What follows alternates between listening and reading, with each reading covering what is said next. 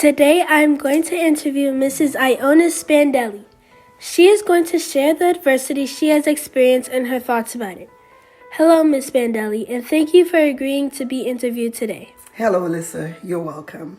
Can you share the adversity that you have experienced? My adversity was the loss of my first child during childbirth. Approximately how old were you when you experienced this event? I was in my early 20s. Wow. How did this adversity affect you?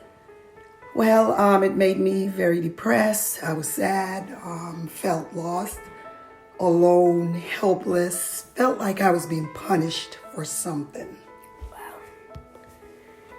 What did you do to overcome your adversity?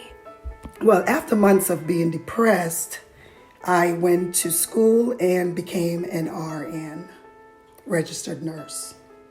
How did being a nurse help you overcome your adversity? Being a nurse gave me a sense of purpose, a sense of focus, self-worth. I was able to use the adversity to provide grief counseling to my patients who suffered similar traumas. Can you elaborate? I was able to share my story.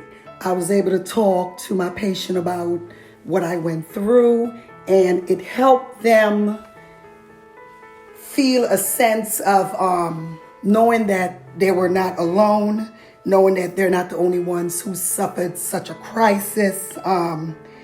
Sharing my story and the fact that I was able to have 2 children after that, it gave my patient a sense of knowing that they can come back from this traumatic event. If you could change one thing about how you dealt with your adversity, what would it be? I would have sought professional counseling. What is something you have learned from this traumatic event?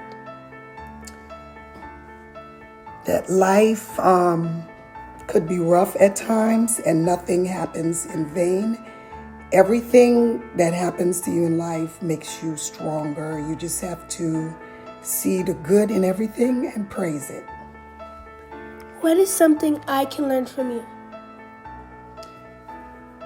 If at any point in your life you have a situation, something that makes you sad, makes you depressed, and you need to talk to somebody, first try talking to your parents or your school guidance counselor, or even if you have a best friend that you can confide in, it's best to talk things out. Sometimes it's not even as bad as it seems once you talk it out.